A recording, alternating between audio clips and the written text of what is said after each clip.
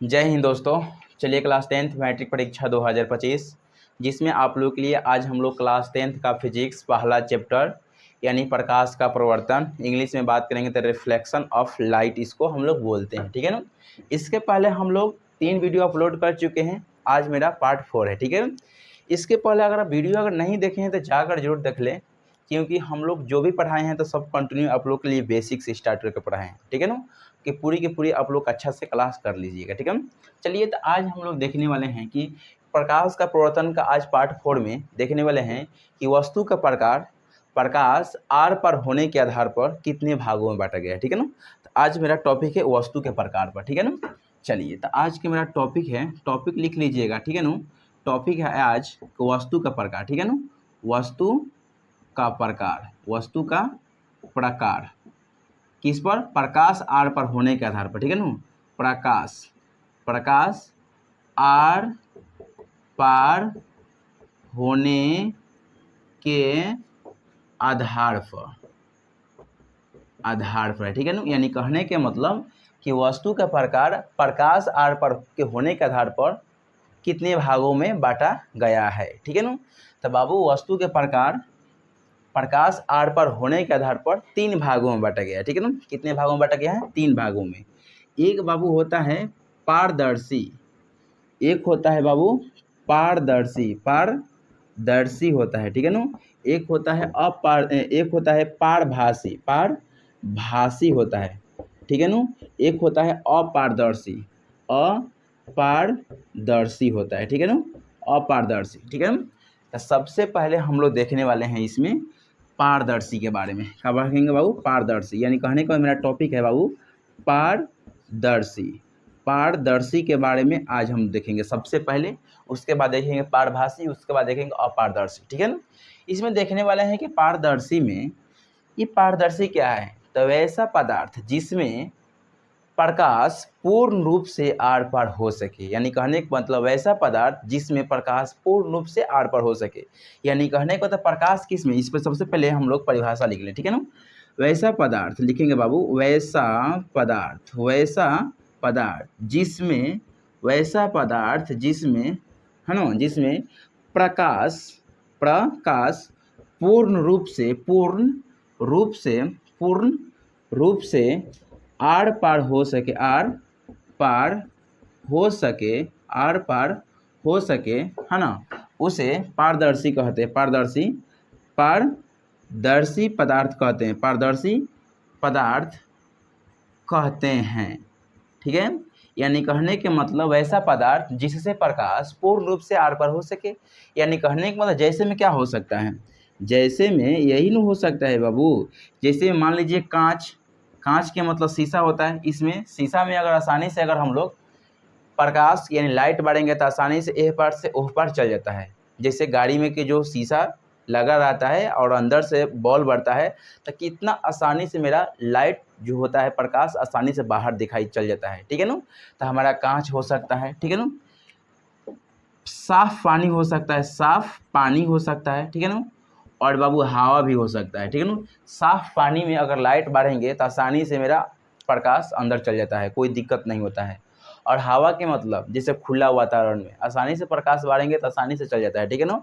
तो यानी कहने का मतलब कि वैसा पदार्थ जिससे प्रकाश पूर्ण रूप से यानी कहने कोई भी तकलीफ हमें होने वाला नहीं है और आसानी से उसमें प्रकाश चला जाए तो उसमें क्या कहते हैं? उसको ही बोलते हैं पारदर्शी पदार्थ। ठीक है ना। जैसे में कांच यानी शीशा में आसानी से प्रकाश को बारेंगे तो जैसे शीशा जैसे गाड़ी के जैसे मान ले बोलेरो का शीशा है, गाड़ी है, और उसके अंदर में जो लाइट है तो लाइट के बाहर एक शीशा लगा रहता है और अंदर से जब बत्ती बढ़ता है तो कितना आसानी से बाहर माने बत्ती जलता है, लौकता है।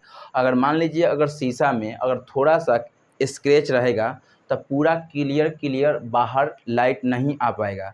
जब पूरा क्लियर नहीं आएगा तो उसको बोलते हैं बाबू पारभासी में। ठीक है ना। और पूरा क्लियर दिखाई दे रहा है, उसमें कोई तकलीफ नहीं है, तो उसको बोलते हैं बाबू पारदर्शी। क्या बोलते हैं? पारदर्शी। यानी कहने को मतलब आसानी से पार हो जा रहा है। कोई भी पदार्थ में, कोई भी दुनिया के पदार्थ में प्रकाश आसानी से आर पार हो सके तो उसको बोलते हैं पारदर्शी। ठीक है। कोई डाउट यहाँ तक? तो जैसे में हो सकता है कांच, उसके बाद होता है साफ पानी और हवा। हवा के मतलब एनी टाइम खुला रहता है उसमें, उसको बोलते हैं हवा, ठीक है ना। चलिए, तो हमारा पहला टॉपिक हुआ कि पारदर्शी में एक वैसा पदार्थ जिससे प्रकाश पूर्ण रूप से आर पार हो सके उसे कहते हैं पारदर्शी पदार्थ, जैसे कांच, साफ पानी, हवा, ठीक है ना।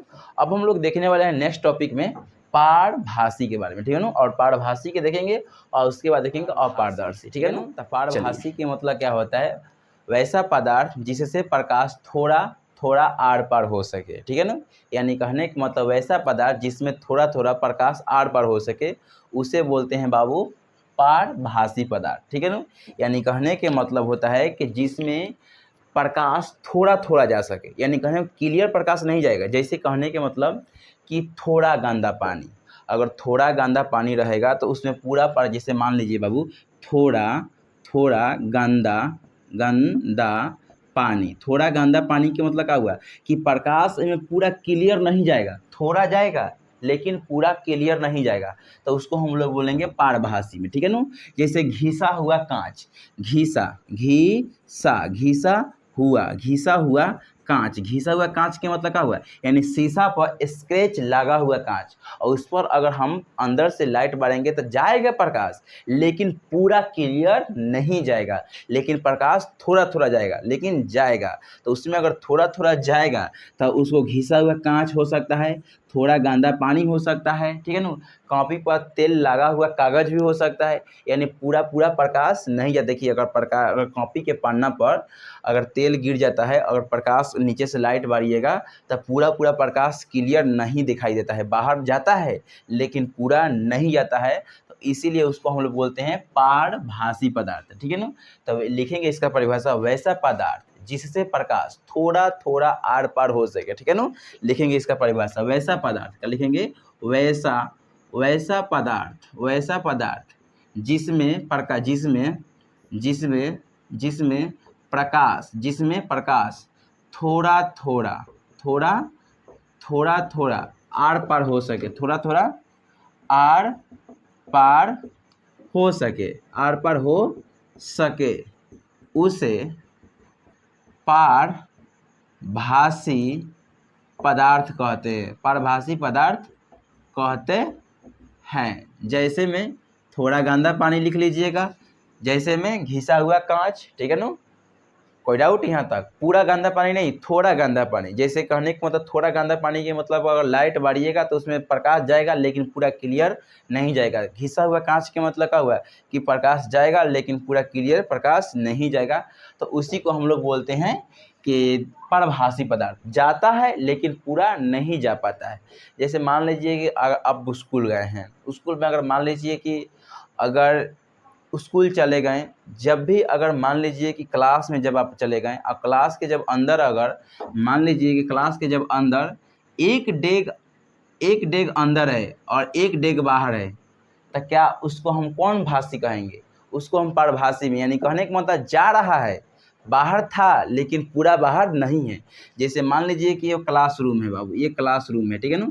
मान लीजिए यहाँ से दुआरी है, तो मान लीजिए यहाँ से एक टंगड़ी माने आधा टंगड़ी इसमें है, एक टंगड़ी इसमें है और एक टंगड़ी बाहर है, तो क्या उसको बोलेंगे, तो उसको हम लोग बोलेंगे पारभासी में। क्यों, क्योंकि बाहर गया है लेकिन पूरा बाहर नहीं गया है। जैसे मान लीजिए एक डेग अंदर है और एक डेग रूम के बाहर है, तो क्या उसको बोलेंगे नो, तो इसको हम पूरा पारभासी में, पारदर्शी में नहीं बोलेंगे। पारदर्शी का मतलब पूरा रूम से बाहर चला गया, पूरा रूम से क्या हुआ, बाहर चला गया।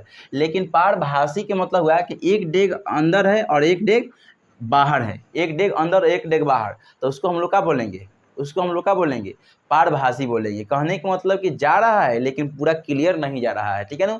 बाहर गया है लेकिन एक डेग भी अंदर है और एक डेग बाहर है, ठीक है ना। तो इसीलिए उसको हम लोग बोलते हैं पारभासी, ठीक है ना। तब इसको उदाहरण के अनुसार से बहुत तरीका है समझने का, ठीक है ना, लेकिन आप समझने पर गौर कीजिएगा तो, ठीक है ना। तब ऐसा पदार्थ जिससे प्रकाश थोड़ा थोड़ा आर पार हो सके, यानी थोड़ा थोड़ा प्रकाश जाना चाहिए, उसकी हम बोलते हैं पारभासी पदार्थ, ठीक है ना। जैसे में घिसा हुआ कांच, ठीक है ना, थोड़ा गंदा पानी, इसमें हम जैसे में लिख सकते हैं। कोई डाउट यहाँ तक। अब हमारा बच गया एक और टॉपिक, अपारदर्शी, ठीक है ना। तो उसको हम लोग देखेंगे, तो उसमें क्या लिखेंगे, वैसा पदार्थ जिससे प्रकाश पूर्ण रूप से आर पार ना हो सके, ठीक है ना। यहीं पे लिख देते हैं, ठीक है ना, अपारदर्शी पदार्थ, ठीक है। लिखेंगे अपारदर्शी पदार्थ, अपारदर्शी पदार्थ, ठीक है ना, अपारदर्शी पदार्थ। कोई डाउट यहाँ तक? चलिए, अपारदर्शी पदार्थ में लिखेंगे परिभाषा, वैसा प्रकाश जिसमें पूर्ण रूप से प्रकाश आर पार ना हो, यानी बिल्कुल, यानी कहने की मतलब बिल्कुल प्रकाश का होके आर पार ना हो सके। जैसे में क्या हो सकता है, कुहासा, बादल, ठीक है, यही ना होगा। तो वैसा पदार्थ लिखेंगे बाबू, वैसा पदार्थ जिसमें प्रकाश पूर्ण रूप से वैसा पदार्थ जिसमें प्रकाश पूर्ण रूप से आर पार ना हो